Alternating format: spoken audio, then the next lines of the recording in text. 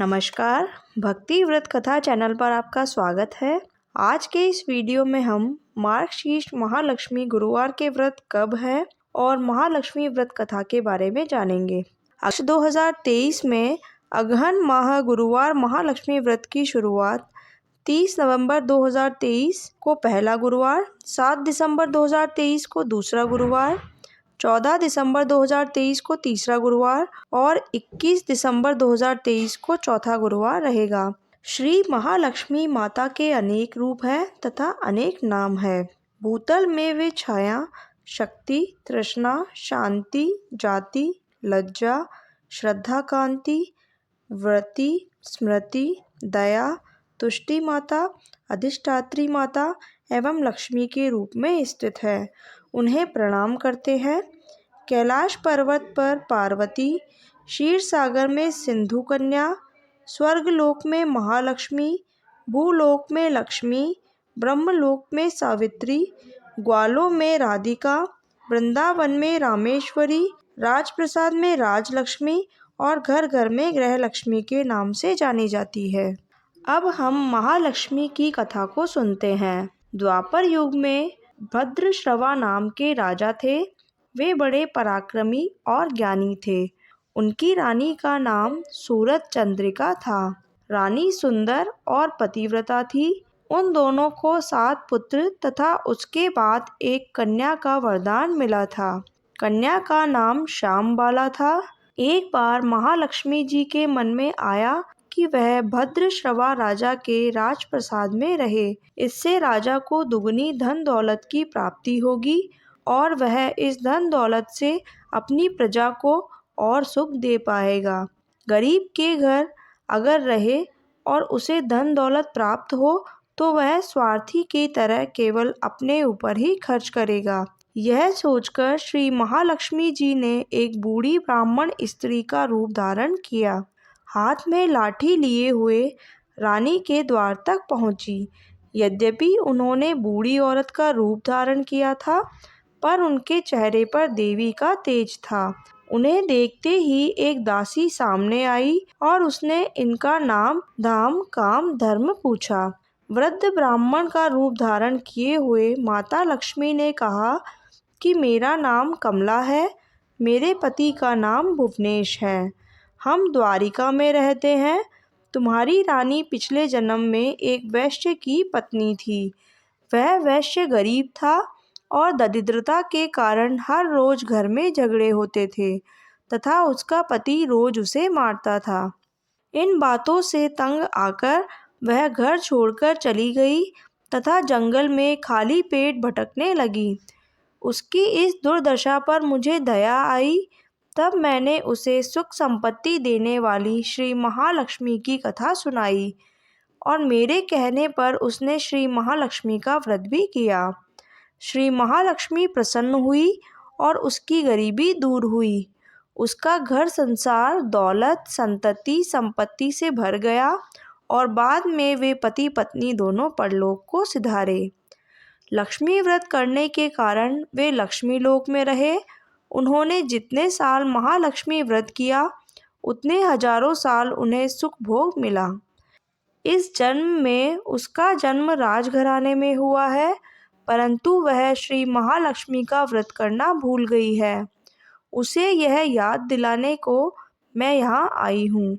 बुढ़िया की बातें सुनकर दासी ने उन्हें प्रणाम किया तथा श्री महालक्ष्मी का व्रत किस तरह किया जाए इस बारे में पूछा। बुढ़िया रूप धारण किए हुए श्री महालक्ष्मी माता ने दासी को पूजा विधि तथा महिमा बताई और इसके बाद वह दासी माता को प्रणाम कर रानी को बताने अंदर गई। राजवैभव में रहते हुए रानी को अपने ऐश्वर्य का बहुत घमंड हुआ। दासी द्वारा बताई गई बुढ़िया की बातें सुनकर वह आग बबूला हो गई और राजद्वार पर आकर बुढ़िया रूपी श्री महालक्ष्मी पर बरस पड़ी।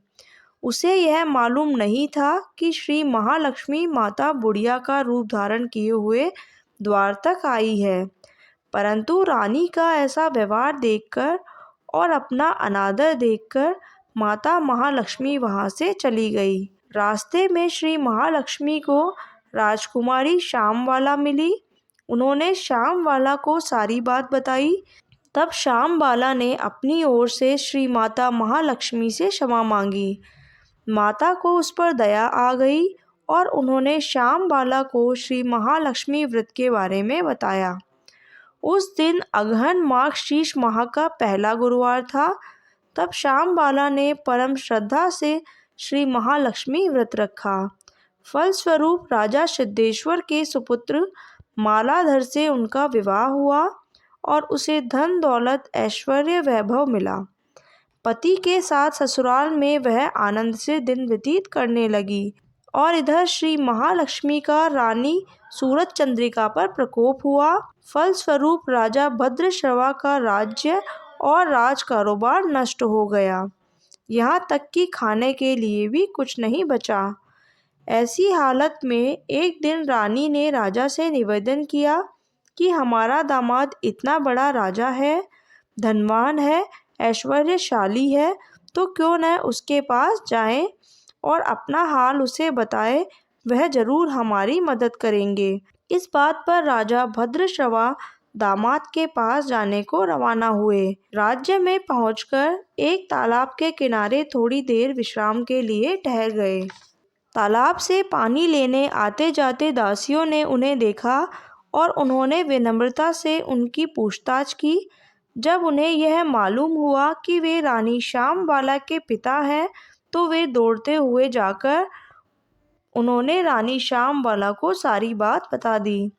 रानी ने दासी के हाथ राज परिधान भेजकर बड़े ठाठ से उनका स्वागत और आदर सत्कार करके खान पान करवाया। जब वे लौटने लगे तो सोने की मोहरों से भरा घड़ा दे दिया। राजा भद्रश्रवा जब वापस लौटे तो उन्हें देखकर रानी सूरज चंद्रिका बहुत खुश हुई। उन्होंने सोने की मोहरों से भरे घड़े का मुंह खोलकर देखा तो घड़े में धन के बदले कोयले मिले। यह सब श्री महालक्ष्मी के प्रकोप से हुआ और इस प्रकार उनके कई दिन ऐसे ही व्यतीत हो गए। इस बार रानी सूरज चंद्रिका अपनी पुत्री श्यामबाला के पास गई। वह दिन अगहन माह मार्गशीर्ष का अंतिम गुरुवार था। श्यामबाला ने श्री महालक्ष्मी का व्रत किया और पूजा करके अपनी माता से भी व्रत करवाया। इसके बाद रानी अपने घर पर गई। श्री महालक्ष्मी का व्रत रखने पर उन्हें फिर से अपना राजपाट, धन दौलत, ऐश्वर्य प्राप्त हुआ। वह फिर से सुख शांति आनंदमय जीवन बिताने लगी। कुछ दिनों के बाद राजकन्या श्यामबाला अपने पिता के घर पर आई और उसे अपने घर देखकर सूरज चंद्रिका को पुरानी बातें याद आई कि श्यामबाला ने जो अपने पिता को घड़ा भरकर कोयला दिया और उसे तो कुछ भी नहीं दिया। इसी कारण श्यामबाला का पिता के घर आने पर कोई आदर आतिथ्य नहीं हुआ, बल्कि उसका अनादर किया गया। पर उसने इस बात का बुरा नहीं माना और अपने घर से लौटते समय उसने पिता के घर से थोड़ा नमक ले लिया। श्यामबाला के घर लौटने पर उसके पति ने पूछा कि अपने मायके से क्या लाई हो। इस पर उसने जवाब दिया कि वहाँ का सार लाई हूँ। पति ने पूछा इसका मतलब क्या हुआ। तब श्यामबाला ने कहा कि थोड़ा धीरज रखें, सब मालूम हो जाएगा। उस दिन श्यामबाला ने सारा भोजन नमक डाले बिना ही बनाया और परोस दिया। पति ने खाना खाया तो खाने में नमक नहीं था। इससे खाना बिल्कुल भी अच्छा नहीं लगा। फिर श्यामबाला ने थाली में थोड़ा नमक डाला, इससे सारा भोजन स्वादिष्ट लगने लगा। तब श्यामबाला ने पति से कहा कि यही है वह मायके से लाया हुआ सार। पति को उसकी बात सही लगी। फिर वह दोनों हंसी मजाक करते हुए भोजन करने लगे। कहा जाता है कि इस तरह जो कोई श्रद्धा भाव से श्री महालक्ष्मी की पूजा करे, उसे माता की कृपा प्राप्त होती है, सुख संपत्ति शांति प्राप्त होती है, सभी मनोकामनाएं पूरी होती है। परंतु यह सब प्राप्त होने पर माता की पूजा को भूलना नहीं चाहिए। हर गुरुवार की व्रत पाठ अवश्य करना चाहिए। महालक्ष्मी की गुरुवार की कथा संपूर्ण होती है। बोलिए महालक्ष्मी माता की जय। अगर आपको मेरा ये वीडियो पसंद आए तो वीडियो को लाइक करें और कमेंट बॉक्स में हर हर महादेव लिखें। लेटेस्ट व्रत त्योहार एवं कथाओं के वीडियो के लिए भक्ति व्रत कथा चैनल को सब्सक्राइब करें। धन्यवाद।